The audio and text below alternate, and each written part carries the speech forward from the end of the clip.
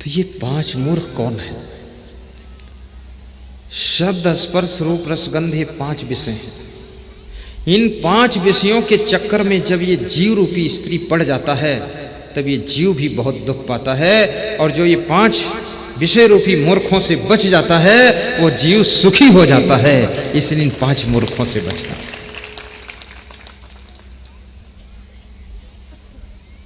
तो रूप और रुपया, मनुष्य का मन रुपया पर भी बहुत आकर्षित होता है। और रुपया अच्छी चीज है, बुरी चीज नहीं है, लेकिन इसका लोभ आ जाए, अभिमान आ जाए तो रुपया बहुत बुरे काम कराता है। लोभ के कारण ही तो लोग डकैती करते हैं, चोरी करते हैं, मर्डर करते हैं। और रुपये का अभिमान आ जाए तो कितनी लड़ाई झगड़े लोग करते हैं। आप धनवान बनो लेकिन धन का लोभ और अभिमान ना आने पाए। कार में चलो लेकिन कार का अहंकार ना आने पाए। और रुपया भी बहुत विचित्र है। रुपया आता है तो हजम नहीं होता है, और चला जाता है तो सहन नहीं होता है। अभी बहुत से लोगों का रुपया बर्बाद हुआ है। 1000 और 500 नोट बंद हुआ है ना, इसलिए बहुत लोगों का हार्ट बंद हो गया है, खतरा खड़ा हो गया। और मैं आपसे कहूंगा, रुपया आए तो अहंकार न करना, और रुपया चला जाए दुखी मत होना, क्योंकि रुपया हर रोज तुम्हारा भाग्य बदलता है। हर महीने में भाग्य परिवर्तन होता है, और हर वर्ष तुम्हारे भाग्य में चेंजिंग आती है। कुछ वर्ष ऐसे बीतेंगे तुम बड़े सुख और संपत्ति के साथ बिताओगे, और जिंदगी के कुछ वर्ष ऐसे आपके निकलेंगे कि बहुत विपत्ति और गरीबी के साथ बिताओगे। इसलिए रुपया के आने जाने से प्रभावित मत होना। ये बहुत बड़े प्रारब्ध का खेल है। एक गरीब आदमी था, रिक्शा चलाता था। गौर करना, 20 साल तक रिक्शा चलाया और 1 रुपया नहीं बचा, लेकिन पति पत्नी खुश रहते थे। जो कमाते थे, खाते थे, सोते थे। एक दिन उसने बहुत मेहनत किया तो 5 रुपये बचा लिया और अपनी पत्नी को ला कर दिया।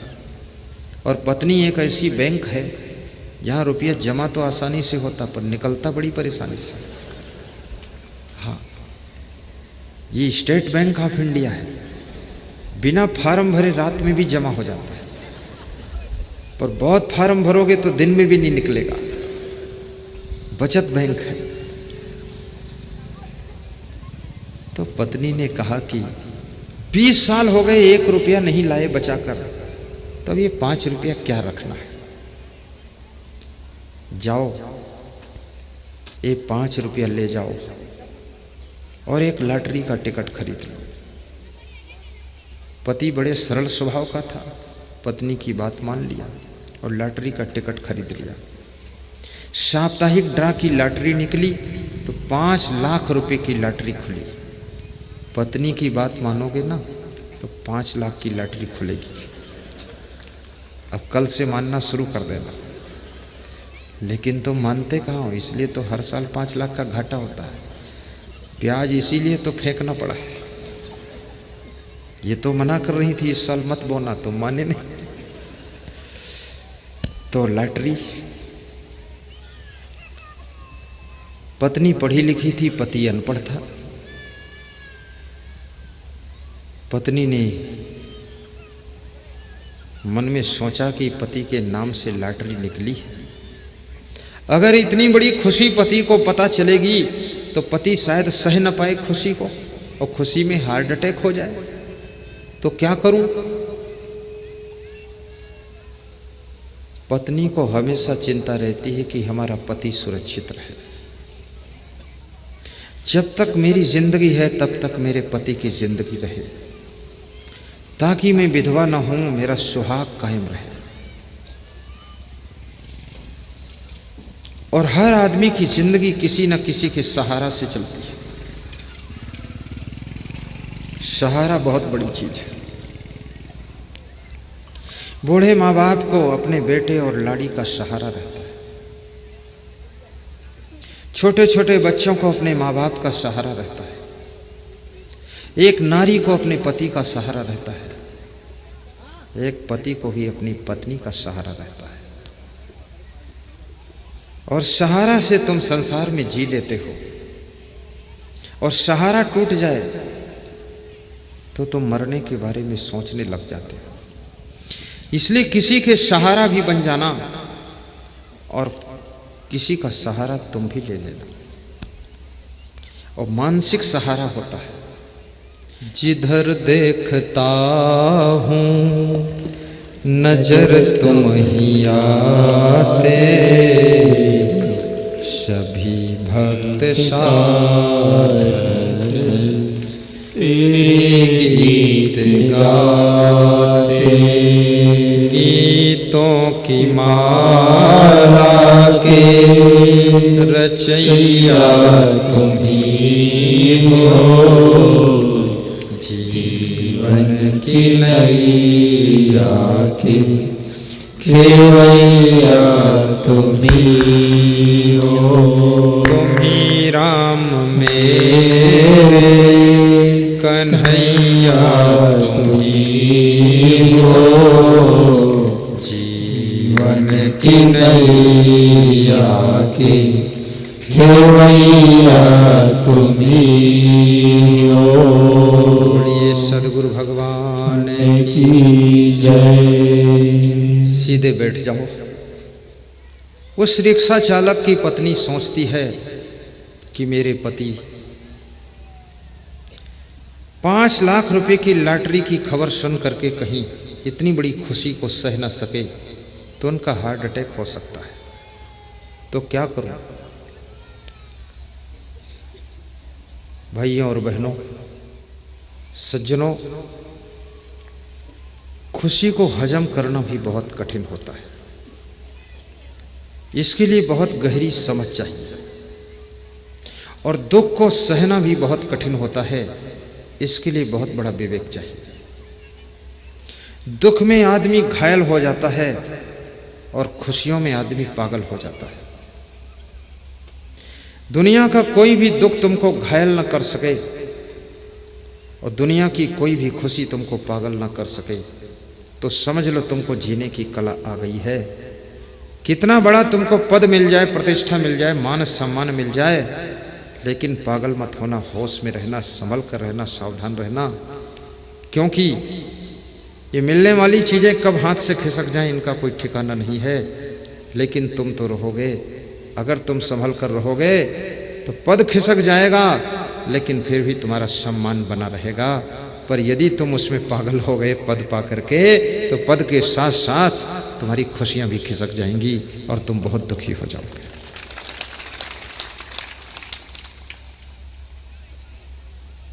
कुछ भी खोने के बाद भी दुखी मत होना, क्योंकि संसार में तुम क्या लेकर आए थे? ये शरीर भी तो मां के द्वारा तुम्हारा जन्म लिया है। ये तो माता पिता के रजबीर से बना हुआ हड्डी मांस का पुतला तुम्हारा शरीर है, और इसके साथ में तुम्हारी आत्मा ने जन्म लिया है। साथ में ना तुम मकान लेकर आए थे, ना दुकान लाए थे, ना गाड़ी लाए थे। जो भी मिला है सब यही मिला है, जो खोएगा सब यही खोएगा, जो छूटेगा सब यही छूटेगा। इसलिए खोने की भी चिंता छोड़ दीजिए। वस्तुएं खो जाएं लेकिन तुम्हारी खुशियां न खोने पाएं, क्योंकि साथ में ले भी कुछ नहीं जाना है, सब यहीं का यहीं छोड़ जाना है। इसलिए खुशियों को बनाए रखिए। एक चीज का और ख्याल रखना, गीता सार जिन्होंने पढ़ा होगा उनको मालूम होगा, बहुत अच्छी मार्मिक बात है। तुम क्यों दुखी होते हो? यहाँ तुम्हारा क्या है? तुम्हारा क्या खो गया है जो तुम रोते हो? और क्या मिल गया है जो तुम अहंकार करते हो? और क्या लेकर आए थे जो तुम चिंता करते हो? और क्या यहाँ से लेकर जाओगे जो तुम टेंशन करते हो? ना तुम कुछ हाथ में लेकर आए हो, ना साथ में लेकर जाओगे। केवल 2 चीज़ें जीव के साथ में आती हैं और 2 ही जाती है, पाप और पुण्य के संस्कार आते हैं और पाप और पुण्य की गठरी ही साथ में जाती है। इसलिए जब तक सांस चले खूब पुण्य कमा लेना, ताकि अगली यात्रा आपकी आसानी से हो सके। कितने लोग इस छूटने वाले संसार के लिए भी कितना पाप करते हैं। सबको पता है कि ये जो परिवार है, ये जो शरीर है, ये जो समाज है, ये जिनको तुम अपना मानते हो, जिनको पराया मानते हो, सबसे एक दिन तुम्हारा वियोग हो जाएगा। जिनके लिए तुम बहुत पाप करते हो, झूठ बोलते हो, छल कपट करते हो, दंड फंद इधर उधर बवाल बनाते हो, जिनके लिए तुम टेंशन करते हो, चिंता करते हो, रात दिन सोते नहीं हो, हैरान होते हो, पागल बनते हो, परेशान होते हो, सुख शांति को नष्ट करते हो, वे लोग आंख बंद होते ही तुमको छोड़ देंगे और वे लोग तुमको अग्नि संस्कार कर देंगे और तुम्हारी आत्मा की यात्रा यहाँ से प्रारंभ होगी।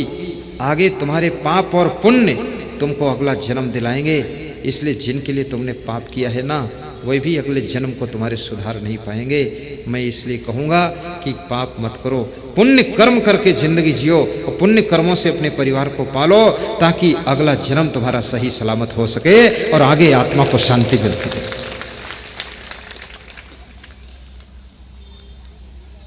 और किस आत्मा का अगला जन्म कहाँ पर होगा, किसको क्या पता है।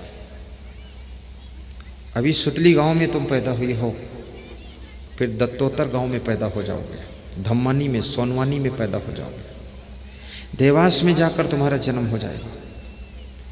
और ज़्यादातर आत्माओं का जन्म वहाँ होता है, दो जगहों पर होता है। जिनको तुम सुख पहुँचाते हो, जिनको तुम मदद करते हो, जिनको तुम ऊपर उठाते हो, उनके घर में भी तुम्हारा जन्म होने की संभावना है। क्योंकि जो जो तुमने उनको फायदा दिलाया है, मदद किया है, उत्थान किया है, उनको हेल्प किया है, उसका आनंद तुम वहाँ भी प्राप्त करोगे जाकर। लेकिन दूसरा जन्म तुम्हारा वहाँ होता है, जिनको तुम कष्ट देते हो, मिटा देते हो, नेस्तनाबूद कर देते हो, बर्बाद कर देते हो, बिल्कुल मिट्टी में मिला देते हो, तो तुम्हारा जन्म वहाँ भी हो सकता है। क्योंकि वहाँ जो तुमने बर्बाद किया है, उस बर्बादी का दुख भोगने के लिए तुमको वहाँ जन्म लेना पड़ सकता है।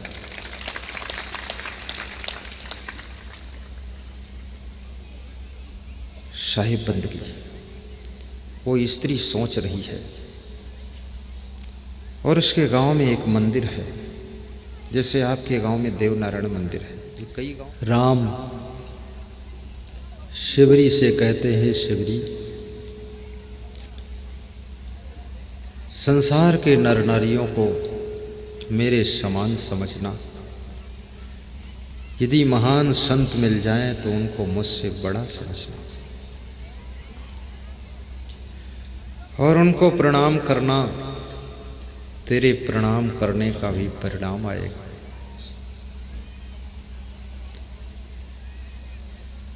आठवीं भक्ति, जो भी सुबह से लेकर शाम तक कमाओ, शाम को संतोष करके निश्चिंत सो जाओ।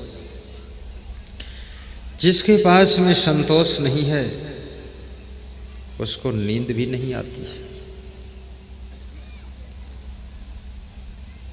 हानि लाभ, मिलन बिछुड़न, दुख सुख, ये संसार का शाश्वत नियम है। तुम कितने ही कलाकार बनो, बुद्धिमान बनो, फिर भी आपकी हानि हो सकती है, आपकी हार हो सकती है, आपका नुकसान हो सकता है। और तुम कितने ही बुद्धू हो, फिर भी कभी कभी तुम्हारा फायदा हो सकता है। क्योंकि ये प्रारब्ध, ये भाग्य, ये पूर्व जन्म के कर्म आपके साथ में मदद कर रहे हैं। इसलिए मैं निवेदन करूंगा, जो भी मिला है उसको पर्याप्त समझकर स्वीकार कीजिए। जो नहीं मिला है उसके लिए प्रयास कीजिए, और प्रयास के बाद भी जो नहीं मिल रहा है उसमें फिर संतोष कीजिए और मुस्कुरा करके जीवन जीजिए।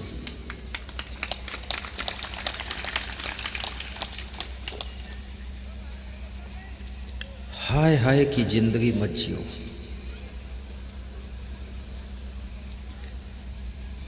हा हाय हाय में सब जग जाई, हर्ष शोक सब माही समाई। हकरी सब बड़बड़ गयो, हा मर्म न काहू पयो। संत कबीर ने ज्ञान 34 प्रकरण में कहा है कि हाय हाय करते करते सारा संसार जा रहा है। हाय परिवार, हाय बिजनेस, हाय राजनीति, हाय जवानी, हाय दुनिया के भोग, हाय बीमारी, हाय धन, हाय पद। ये हाय हाय की जिंदगी में तुम कभी सुख नहीं पाते हो। आनंद को प्राप्त करने का तरीका सीखो। जैसी भी परिस्थिति है, जिनके बीच में हो उनके बीच में प्रेम से रहो और आपस में बैठ करके प्रेम की चर्चा भी करो। शान गुमान मत करो। कितने लोग तो अपनी पत्नी से वर्षों तक बात ही नहीं करते। कितने लोग तो अपने माँ बाप से 5-5 साल से बोले ही नहीं। और कितने लोग ससुराल से नाराज हो गए तो लौट कर दोबारा गए ही नहीं। एक बार गए थे घोड़ा पर बैठकर, अब दोबारा तो खुद ही घोड़ा बन गए, अड़ गए, नहीं जा रहे। बूढ़े सास ससुर को सताओ मत। बड़े दहेज में तुमको कुछ दिया हो न दिया हो, लेकिन आपको अपनी बेटी दिया है। और याद रखना, कोई डबल बेड दे, सिंगल बेड दे, कुर्सी मेज दे, सोफा सेट दे, इन चीज़ों से सुख मिलने वाला नहीं है। ये 10-50 हज़ार की चीज़ों में तुम क्यों भूलते हो? तुम अपनी योग्यता को पहचानो, क्षमताओं को जागृत करो और अपनी शक्ति का सही प्रयोग करो। तो डबल बेड की तो तुम फैक्ट्री खोल सकते हो, सोफा सेट की कंपनी खोल सकते हो। तुम एक सोफा सेट के लिए अपसेट होकर घूम रहे हो। अपने दिमाग को सेट कर लो तो दुनिया के सारे सेट तुम्हारे पास आकर बैठ जाएंगे। अपना दिमाग सेट करो। मैं छोटा था, करीब उम्र मेरी होगी 8 साल, तो किसी के यहाँ मेरे माता पिता ने भेजा कि उनके यहाँ तुम चले जाओ। तो मुझे ज्ञान नहीं था, तो मैं चला गया। तो उनके यहाँ आंगन में खड़ा था मैं तो वो जो घर का मालिक था, अपने सिर के बाल पकड़कर रो रहा था। तो मैं छोटा था, मैं समझ नहीं पाया क्यों रो रहा है। तो मैंने पूछा लोगों से, ये क्यों रो रही, क्या बात हो गई? तो लोग बोले कि लड़की का विवाह था, तो दामाद को सोने की अंगूठी नहीं दे पाए तो नाराज होकर बीच में से भाग गया। तो मुझे बहुत हंसी आई। उस समय भी विचार आ गया मुझे कि एक अंगूठी के लिए वो आदमी भागा है। ये नहीं सोचा कि मुझे अपनी बेटी दे रहे हैं। बेटी की कीमत नहीं समझा, अंगूठी की कीमत समझा। और अंगूठी नहीं मिली इसलिए भाग गया, और बेटी मिली तो उसका मूल्य ही नहीं समझा। इस तरह के लोग जो दूसरों की कमाई हुई दौलत पे जीना चाहते हैं, खुद कुछ भी नहीं करना चाहते हैं, वह लोग, विदुर जी कहते, कभी सुखी नहीं हो सकते हैं। पर भाग्योपजीवी चखड़ते नित्य दुखिता, वे हमेशा दुखी रहते हैं। जिनको संतोष नहीं वो भी दुखी रहते हैं। और विदुर जी कहते हैं जिनको क्रोध बहुत आता है, गुस्सा बहुत आती है, कितने लोगों का तो स्वभाव ही होता है, वे कभी ठंडे ही नहीं होते, हमेशा उनका दिमाग का पारा 106 डिग्री में तो रहता ही है। भस्मासुर उनको समझो, कभी हंसते नहीं, मुस्कुराते नहीं, खुश होते नहीं, प्रेम करते नहीं। और जितना ज्यादा इस संसार में तुम गुस्सा करोगे ना, उतना ज्यादा दुख पाओगे, सुख नष्ट हो जाएगा। और ये संसार कुछ भी बदलने वाला ज्यादा नहीं। तुम 3 दिन के लिए ट्राई करके देखो, 3 दिन केवल अपने घर में गुस्सा ना करो। आप 3 दिन शांत रहो, कोई कुछ गलती करे मुस्कुरा दो, क्रोध ना करो 3 दिन। उन 3 दिनों में इतना फर्क पड़ेगा तो तुमको याद आ जाएगा जो 30 साल तक हम उलझे रहे उससे कोई मतलब नहीं निकला। 30 साल उलझे रहे तो भी ऐसा ही था परिवार, और 3 दिन हम शांत रहे तो भी ऐसा ही है परिवार। ये दुनिया ज्यादा बदलने वाली नहीं है। इसको कुत्ते की टेढ़ी पूंछ कहा गया है। जब तक पकड़कर सीधी रखो तब तक ही सीधी रहती है, और छोड़ते ही फिर वो टेढ़ी हो जाती है। खुद को बदलने में तुम स्वतंत्र हो, स्वयं को बदल लो। आदमी जब दुख पाता है तो मकान बदल देता है, गाड़ी बदल देता है, दुकान बदल देता है, लाड़ी बदल देता है, साड़ी बदल देता है, सामान बदल देता है, लेकिन आदमी खुद को नहीं बदलता है। याद रखना, जिंदगी की हर चीज को तुम बदल डालो फिर भी सुख मिलने वाला नहीं है। जिस दिन तुम अपने आप को बदलने के लिए तैयार हो जाओगे उसी दिन दुख भी सुख में बदल जाएगा और जिंदगी सुखी हो जाएगी। खुद को भी बदलो। क्रोधनो नित्य शंकिता, और जो लोग हमेशा शंका में रहते हैं, संदेह में रहते हैं, किसी के ऊपर उनको विश्वास ही नहीं, वे सोचते केवल मैं हरिश्चंद्र हूं, बाकी सब चोर है चोर भी दुनिया में, ऐसा नहीं कि चोर नहीं। और चोर थोड़ा थोड़ा तुम कितना ही बचाओ लेकिन थोड़ा तो चुराएंगे ही लोग। तुम कहां तक बचाओगे? बड़े खिलाड़ी लोग हैं। चोर के पास में बड़ी बारीक बुद्धि होती है, किस तरह से निकालता है, सिस्टम बनाता है।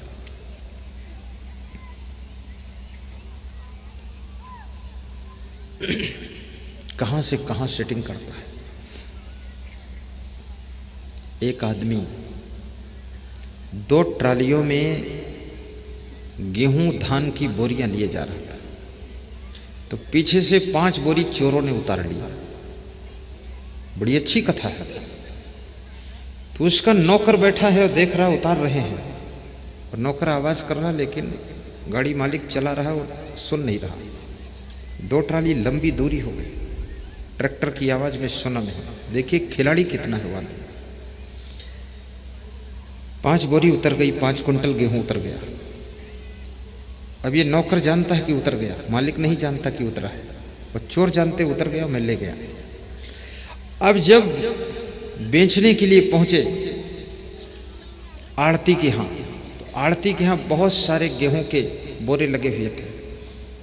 उसके पास में ट्राली लगाया, तो जब तक वो गाड़ी का मालिक मैनेजर को बुलाने गया तब तक ये नौकर उनके लगे हुए गेहूं के बोरों में से 5 बोरे उठाकर अपनी ट्राली में रख लिया।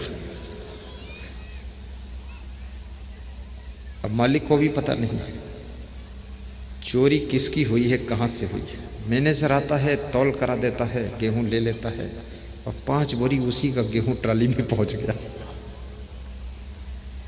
चोर भी बहुत विलक्षण होते हैं, लेकिन फिर भी याद रखना, कितने ही चोर हों, कितने ही बेईमान हों, फिर भी इस दुनिया के अंदर ऐसे ऐसे ईमानदार लोग पड़े हैं, वफादार लोग पड़े हैं, जिम्मेदार लोग पड़े हैं कि आप उनको कितना ही धन्यवाद दो थोड़ा है। वे बोलते हैं रिश्ता भाई भाई का और हिसाब पाई पाई का। ऐसे लोग होते हैं। इसलिए विश्वास भी कीजिए, जो विश्वास करने योग्य है उन पर भरोसा भी करो। और मैं ये भी कहूंगा, विश्वास के योग्य भी बनो। अगर तुम्हारा विश्वास खो गया तो तुम्हारा जीवन व्यर्थ हो गया। ऐसी पत्नी बनो कि तुम्हारे ऊपर पति तुम्हारा पूरा विश्वास करे, आंख मूंद करके पैसा तुमको दे दे रख दो। और ऐसे पति बनो कि आपकी पत्नी भी आपके ऊपर विश्वास करे कि हमारा पति सही सलामत है। और जब 2 रिश्तों के बीच में संदेह पैदा होने लग जाता है, याद रखना, वह रिश्तों में शांति नष्ट होने लग जाती है। ऐसी जगहों पर खड़े मत हो जो तुम्हारी पत्नी को तुम्हारे ऊपर संदेह होने लग जाए। ऐसी ऐसी बातें मत करो जो उसको डाउट होने लग जाए। ऐसी चीजें खाओ पियो मत जो विश्वास कम होने लग जाए। और ऐसे कार्य मत करो जिससे कि तुम्हारा भरोसा टूट जाए। सभी को धन्यवाद देता हूं।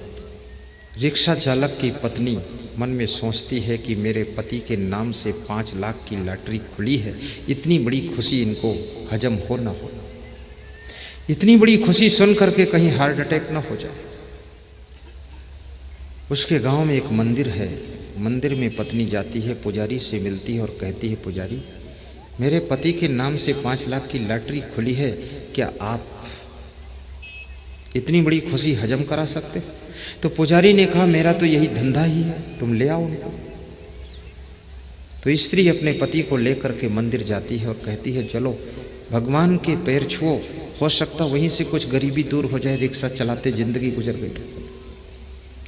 मंदिर में जाना तो बहाना है, 5 लाख लॉटरी की खुशी को हजम कराना है। मंदिर के देवता का दर्शन करने के बाद पुजारी के पास में दोनों बैठ जाते हैं। अब पुजारी तो पहले से फिट हो चुका है। पुजारी पूछता है उस रिक्शा चालक से, यदि तुमको कोई 1 लाख रुपया दे दे तो क्या करोगे? तो रिक्शा चालक ने कहा कि 1 लाख कोई दे दे तो मैं रिक्शा बेच दूंगा और जीप खरीद कर लाऊंगा, उससे सवारी ढोऊंगा। पुजारी मन में सोचता है, रिक्शा चालक तो है लेकिन बुद्धिमान है।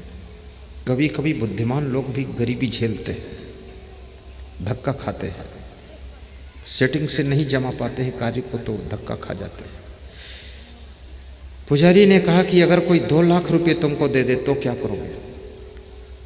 रिक्शा चालक बोला कि फिर 1 लाख रुपए में हम अपनी बेटियों का विवाह कर देंगे। बोले 3 लाख कोई दे दे तो? बोले मकान खड़ा कर दूंगा। फिर बोले 4 लाख कोई दे दे तो? बोले 1 लाख बैंक में डाल दूंगा, जो इंटरेस्ट ब्याज आएगा उससे बैठ कर खाऊंगा। पुजारी सोचता है, सारे लाख खर्च कर रहा, मुझको तो कुछ भी नहीं दे रहा। अंत में पुजारी ने पूछा, कोई यदि तुम्हें 5 लाख दे दे तो रिक्शा चालक ने कहा, फिर 1 लाख मैं तुमको दे दूंगा। इतना सुनते ही पुजारी का हार्ट फेल हो गया और पुजारी मर गया। जब पुजारी मर गया, 1 लाख की खुशी नहीं सह पाया, तो पति पत्नी दोनों मंदिर छोड़कर भागे कि बोले जो 5 लाख की खुशी हजम करा रहा था वो खुद 1 लाख की खुशी में मर गया। खुशियों को हजम करना भी बहुत कठिन है। कभी सफलता मिले तो आपकी सफलता अहंकार बनकर प्रकट ना हो। कभी आपकी उन्नति हो तो आपकी उन्नति घमंड के रूप में दिखाई न दे, और कभी आपका विकास हो अभिमान के रूप में उसकी शक्ल दिखाई न दे। वृक्ष में जब फल आते हैं तो वृक्ष की डालें झुक जाती हैं, और जब तुम भी कुछ प्राप्त करना तो और नम्रता आ जाना चाहिए, आप में झुकाव आना चाहिए। और श्री कृष्ण कहते हैं, अर्जुन विहाय कामान्य सर्वान्न पुमांश्रत निस्पृहा निर्ममो निरहंकारा शांतिम अधिगच्छति। जो व्यक्ति निष्काम है, निष्प्रही है, और जिसने ममता को और अहंकार को जीत लिया है, उसी को शांति प्राप्त होती है। भगवान कृष्ण क्या कोई छोटे मोटे व्यक्ति है? लेकिन सुदामा के पैर पखारने में उनको जरा भी अहंकार नहीं आता है, चरण धो लेते हैं। भगवान श्री राम वाल्मीकि को दंडवत प्रणाम करने में जरा भी संकोच नहीं करते। याद रखना, महान वही बनता है, भगवान वही बनता है जिसके पास में अहंकार शून्य हो जाता है और नम्रता की नदी बहने लग जाती है, वही महान और भगवान बनने लग जाता है। रावण बुद्धिमान है, विद्वान है, धनवान है, लेकिन रावण को अभिमान है, इसलिए वो राक्षस बन गया। अभिमान हमको राक्षस बना देता है। आपका अहंकार दूर हो, नम्रता भरपूर हो, आपका कल्याण हो, आपका जीवन मंगलकारी हो, आप सुखी रहें, ऐसी मैं शुभकामना करता हूँ।